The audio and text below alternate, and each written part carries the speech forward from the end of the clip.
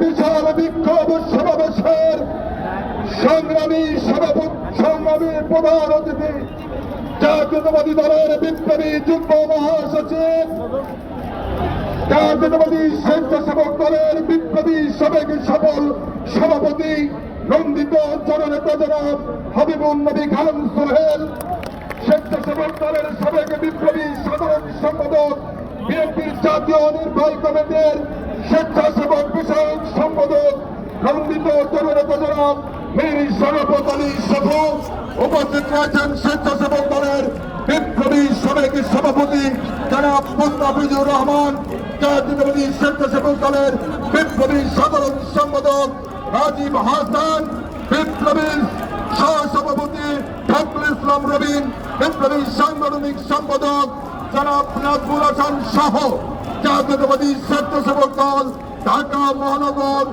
উত্তর দক্ষিণের সভাপতি সাধারণ সম্পাদক সহ অন্যান্য নেতৃবৃন্দ, কেন্দ্রীয় সংসদের সকল পর্যায়ের নেতৃবৃন্দ, উপস্থিত সাথী সহযোদ্ধা বন্ধুরা, সকলকে আমার ব্যক্তিগত পক্ষ থেকে বাংলাদেশ জাতীয়তাবাদী স্বেচ্ছাসেবক দলের পক্ষ থেকে জানাচ্ছি রক্তিম শুভেচ্ছা, বিপ্লবী অভিনন্দন।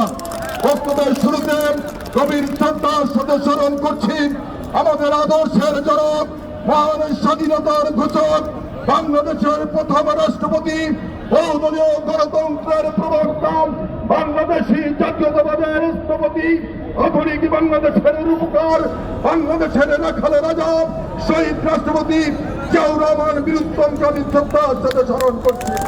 আমি শ্রদ্ধার সাথে স্মরণ করছি 17 বছর মানুষের বাক স্বাধীনতা, ভোটের অধিকার, গণতন্ত্রের লড়াইয়ে যে সমস্ত সহযোগীরা তাদের জীবন বিসর্জন দিয়েছেন, বিশেষ করে জুলাই এবং আগস্ট মাসে যারা তাদের মূল্যবান জীবন উৎসর্গ করেছেন প্রিয় মাতৃভূমির জন্য, তাদের প্রতি, তাদের স্মৃতির প্রতি শ্রদ্ধা জানাচ্ছি, তাদের বিনয়ী আত্মমর্যাদা কামনা করছি, তাদের সন্তপ্ত পরিবারের প্রতি গভীর সমবেদনা জ্ঞাপন করছি।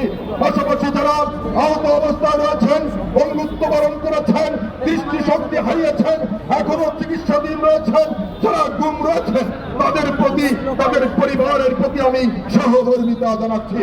প্রিয় উপস্থিতি, বেশ কয়েকদিন ধরে গভীর উদ্বেগের সাথে লক্ষ্য করছে বাংলাদেশের একটি স্বার্থন্বেষী মহল, যারা টিকিট বিক্রি করে থাকেন, তারা বাংলাদেশের রাজনীতিকে অস্থিতিশীল করার জন্য এবং তার সাথে আরেকটা স্বীকৃত ভারতের দালাল, আপনারা সবাই তাকে চেনেন, সেই দালালরা ঐক্যবদ্ধ হয়েছে নতুন করে তারেক রহমানের আকাশচুম্বী জনপ্রিয়তায় ঈর্ষান্বিত হয়ে তারেক রহমানের বিরুদ্ধে প্রপাগান্ডা ছড়াচ্ছে।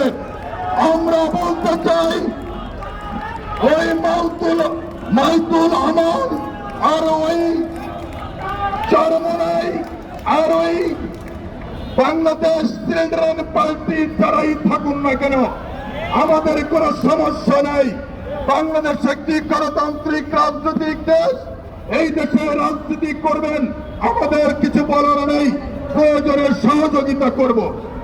কিন্তু একটি কথা স্পষ্ট করে বলতে চাই, মত করবেন, যেটা দেখলাম যে প্রজেক্ট শেখ হাসিনা হাতে নিয়েছিল 17 বছর, শেখ হাসিনা ব্যর্থ হয়েছিল। জিয়া পরিবার, খালেদা জিয়া, তারেক রহমান আমাদের আবেগ এবং অনুভূতির জায়গা। এই আবেগ এবং অনুভূতির জায়গায় আমরা লক্ষ্য করছি আপনারা বারবার আঘাত করছেন। স্পষ্ট করে বলতে চাই, 17 বছর রাজপথে থেকে লড়াই সংগ্রাম করেছি, কারাগারে গিয়েছি, রিমান্ডে গিয়েছি, হারুনের রিমান্ডে মাসের পর মাস নির্যাতন ভোগ করেছি, মুছে লেখা দেই নাই।